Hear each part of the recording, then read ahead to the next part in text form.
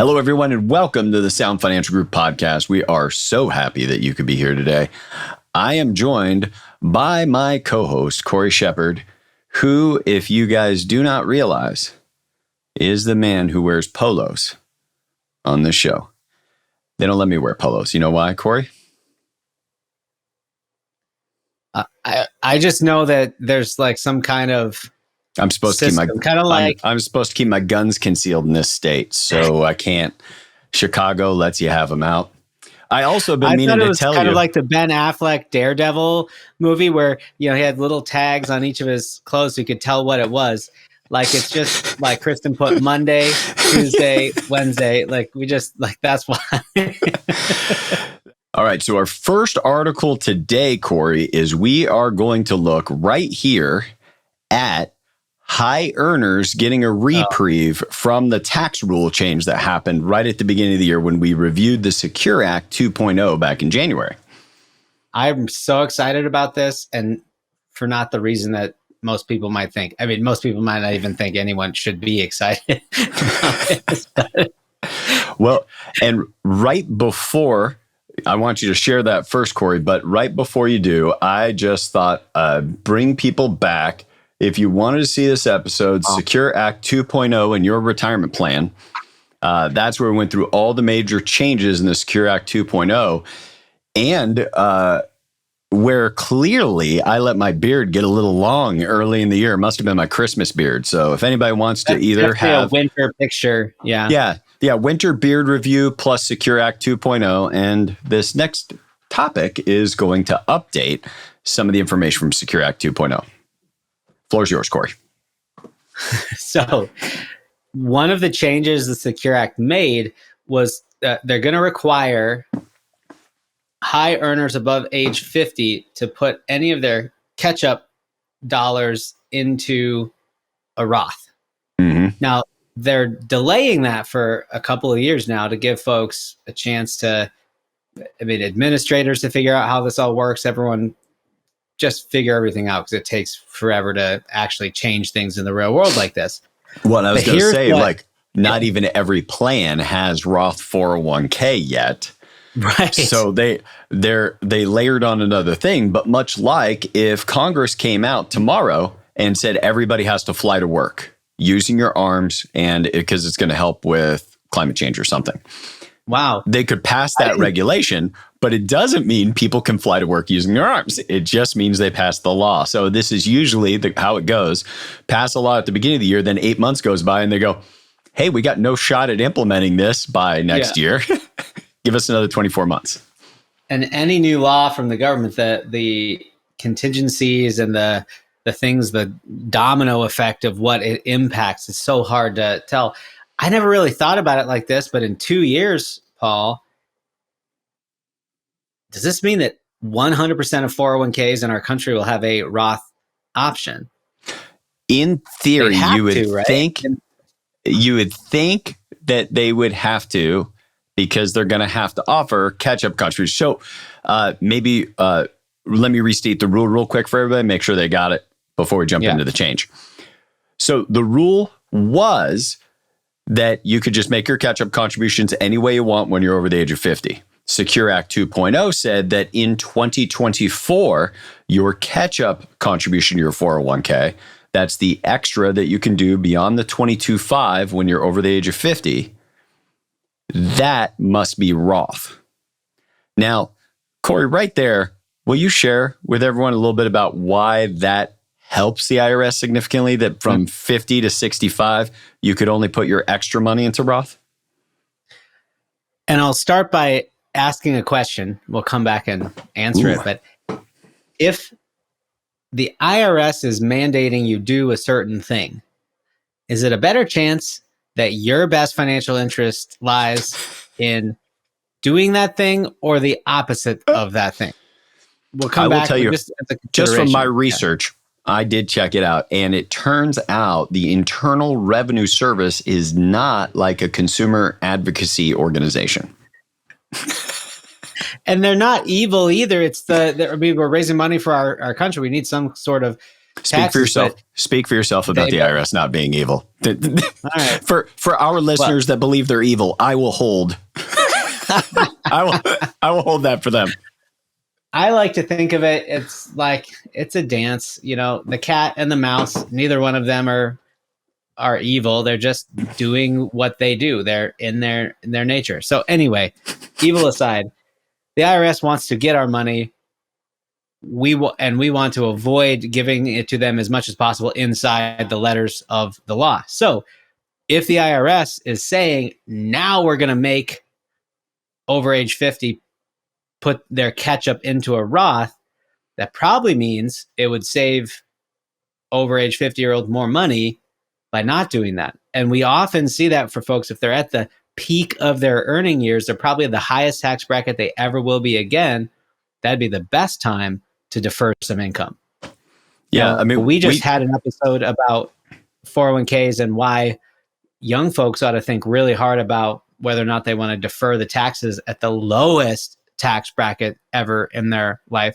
So this is the IRS creating a stand on the other end of the economic spectrum and going in the opposite direction. It kind of proves the point.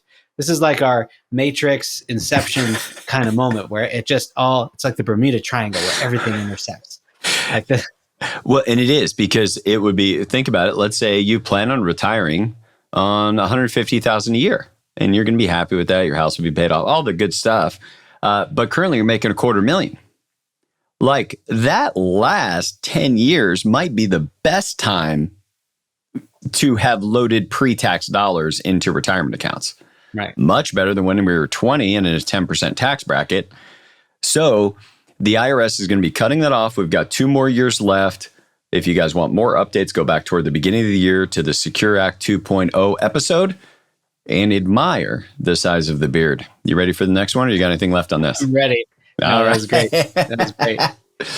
All right. Now, I love that the picture for this article is Florida. I haven't shown it yet. We're keeping it a secret to the audience still. I know. That's why I'm just foreshadowing. So speaking of the South, before we talk about this next article, so the article, to give it away, guys, is this one. Americans are bailing out on homeowners insurance. And then there's this picture of the Florida coast, and you can see in the foreground, these smooth pieces of sand were probably houses at some point.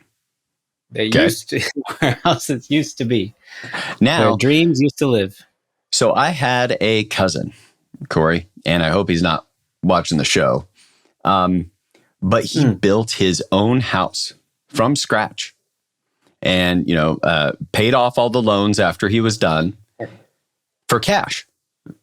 Now he had no mortgage. And you know what he said?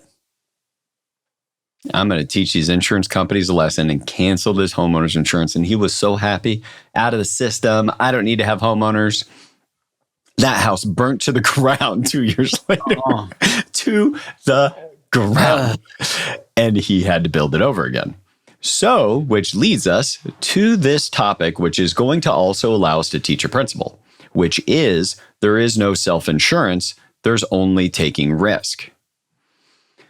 What the article talks about is people are skipping homeowners insurance in part because it's gotten so pricey.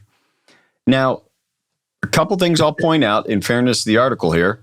Rising premiums, the national average for a $250,000 dwelling increased this year to $1,400, up 20% from the year before.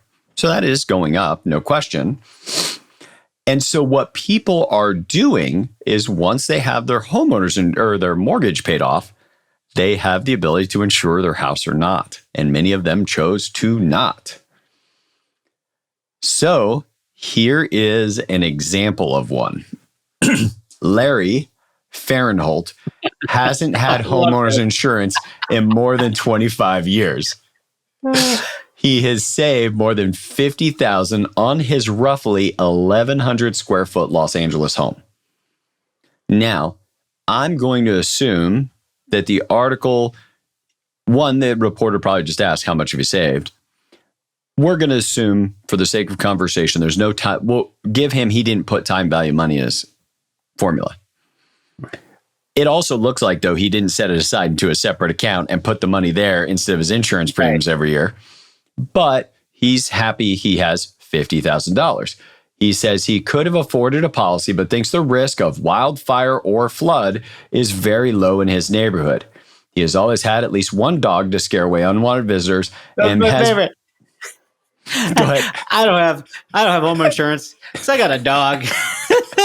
Yeah. I love that. My first question would be, if that was his answer, is like, well, does your dog have a lot of money to rebuild your home? Right. Because it's not, like, you can see, by the way, this is the first trick people play on themselves when they say, I'm going to be self-insured, is they narrow it down to some limited amount of potential outcomes that could happen, as if that is all the risk in the universe, number one. And then number two, they don't price the risk properly. Here's the example. 1,100 square foot house in Los Angeles. Rebuild cost easily $250 a foot. Easily. By the way, that's rebuild cost.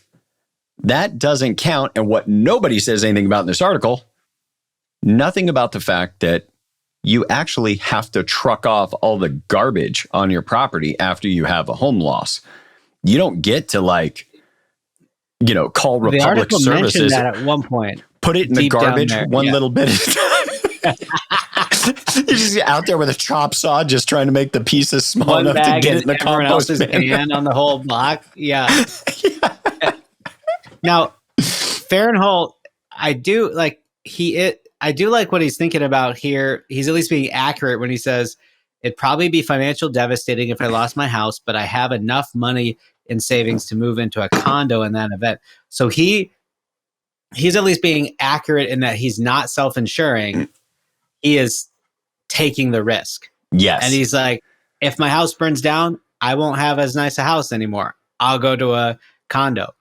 I wouldn't make the same decision as he did, but that's impressively accurate in his thinking about like where those steps would go. Maybe I don't know if he's assessing the risk.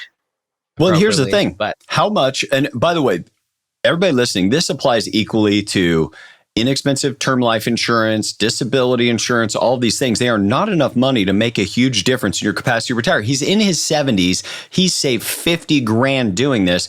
We all know that's not enough money to make it. He already said he had enough to pay it. But what he did is he now has this very, very large contingent deferred liability, and he doesn't know when he might have to pay it. There's another example down here in this article where Creative Fixes, coastal Florida, figured that the total cost of replacing the vacation home and all of its contents would be $1.5 million. His longtime insurer didn't renew his policy. The only remaining insurer in the area was offering a policy with flood insurance for $17,000 a year, up from about $7,000 a year he had previously paid. Says Newman, a financial advisor, UBS. Okay. Here's the thing. That $1.5 million, once you've got it sitting there for the sake of the risk, you've just locked it into single purpose. They mentioned, well, I can probably get 6% on it, but you can't be taking much risk. Or you've got some volatility in there at 6%. And if he had paid the $17,000, let's just look at it on his $1.5 million. If he paid his $17,000 premium every year, he would be free to invest that money like the rest of his assets.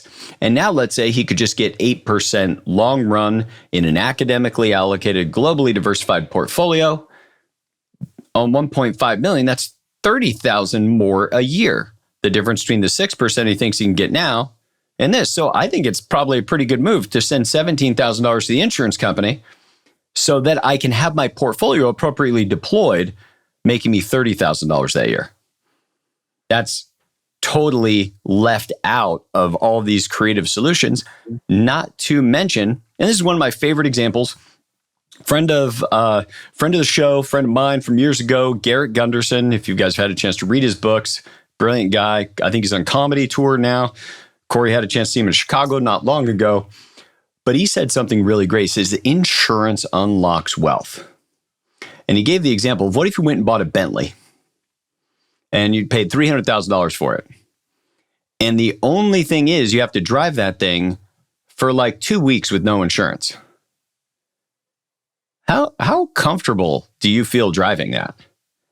What is the cognitive load about the other cars on the road? You think there's some chance that you might not enjoy looking at the person in the next vehicle, admiring yours quite as much if you're worried that they could swerve into it and you might have a $20,000 car bill that's not going to get paid by anybody?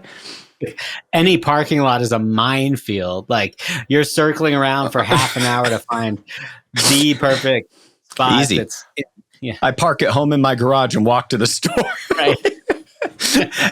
and I could walk to the store and be very self-righteous. I didn't owe any insurance companies anything, but I also didn't have my full life. They have created insurance and homeowners insurance, especially for a reason, and it's intended to lay risk off, not retain risk. You are not insuring. Look at the definition of insured as laying the risk off on somebody else. You are not insuring at all if you just take the risk. Then we probably need to bring that back as a full episode. Yeah. But we're next going to tell you guys how to get rich and famous. That's right. Rich and famous. We bring it all to you here on the Sound Financial Group podcast. We're going to make you guys all influencers. And there's a very, very simple formula. All you do is tell everybody the stock market's going to crash. And then when you do it, it needs to be loud enough that enough people see it. And then afterward, you have to go around screaming, I called the crash. Look at my stuff from before the crash. Actually, Paul, I don't mean to totally disagree with you. Well, I think each time you do it, it has to be louder than the last time. So you start a little quiet and then get louder each time so that when you're finally right, that one's louder than any of the other ones that you've done that were wrong. I like that. And that drowns it out. And that is one of the best things we can learn from Michael Burry. That is the guy The Big Short was based on. And he looks a lot more like Mark Cuban in this picture than Christian Bale. Like, doesn't he? He does. Yeah. Yeah. He, to me, it looks like, frankly, he didn't get a great night's sleep the night before. I don't know why. He looks like he's just a little sleepy. If I was on a red carpet, I'd look more peppy than that fella. If you guys want to prove it, I just want to encourage any of our listeners, invite me to a red carpet event. I'll do Oscars, Met Gala, any of that. Like, I'll pay my own flight. You get the tickets. And let's just see if I look peppier on the red carpet. One way to test it. So look at this. Sooner or later, a market crash is coming. It could be terrific. That is a wimpy prediction that would struggle to go viral in 2023. By the way, today, these last two articles I forgot to say are from the Wall Street Journal. Though weeks before Black Tuesday, in a preview of that calamity, stocks briefly plunged in what would be called the Babson break. So back then, as long as you had somebody who would write your thing in the newspaper, you could get it then. But every market crash has a Babson, the article talks about, and this would be your returns in the S&P 500 after Michael Burry's warnings since the 2008 crash. How would you have done? There is a bubble in passive investing. So if you had just passively invested in the S&P 500, after that, your 6-month returns would have been 6.39. Significant bearish market bet. Your returns would have been 96.5%. Greatest spec. By the way, did I mention 6 months? These are annualized though. So to be fair, that was probably 3%. That first one, doubled to 6. Greatest speculative bubble. It was 22.18% after that. Could be worse than 2008. That's was my favorite. 17% up. And then 2008 is what he got right famously in The Big Short. And and then sell. Sell. And it was up 26% annualized after that. And that was January 31st, 2023. Mm-hmm. It's amazing. So I love that this article, the Babson predicted Black Tuesday. What was her name? Garzarelli predicted Black Monday, and they both became famous from that, and then went downhill as far as the performance of their market predictions. Garzarelli. There was something there about their. Hang on, I'm going back to it. What paragraph is that in? Where it talks about. Here we Garzarelli, go. That you got it. Predicted the collapse days before Black Monday. She became the best paid strategist on Wall Street for a while and went on to run some poorly performing mutual funds in 1982. Robert Pechter is predicting a roaring bull market after he spent 16 years in the doldrums, but also crashes that never materialized. Both are still making money in the punditry business despite decades of mostly lousy predictions. Now, if you guys are not familiar with this is an old like hedge fund joke. Like the hedge fund jokes go. So, so this guy graduates college and he's like, man, I'm going to make it big. I'm going to work for one of the biggest hedge funds. I just need my predictions to work out. And he couldn't make all his predictions worked out. So what he did is he got letters from heads of 2,000 different hedge funds. And he sent half of them a letter saying, this is the reason the S&P 500 is going to go up next quarter. And the other half, he gave reasons why it's going to go down next quarter. Sent them all out. Then he was only right on half of them. So he took that half and he wrote a new letter. Here's why the S&P 500 is going to go down in the next quarter. Here's why it's going to go up. Sent them all out. 250 of them were correct. Brings it back. Third quarter, 250. Go out, only 125 are correct. Then his fourth quarter, it's wherever I am on the 500, 250, 125, gets it down to 60, gets it down to the final 20 in the fifth or sixth quarter, goes interviews with him, gets a super high paying job. And all he did was only kept the people in his funnel he was right about. Now, in the old days of the newspaper, you could go back. Now, I'll hand it to Michael Burry. It appears he leaves all his tweets up. But it is so easy. And it's an old school thing. I was sitting next to a kid in my freshman or sophomore finance class. And he's like, oh, yeah, there's a big trick. I said, what? He's watched the newspaper. You'll see these pundits and they'll say, here's what the market's going to do in 6 months. And then they'll say 3 months later, here's what the market's going to do in 3 months, which is not the same. But they'll only point back to their quote that was the one that was accurate.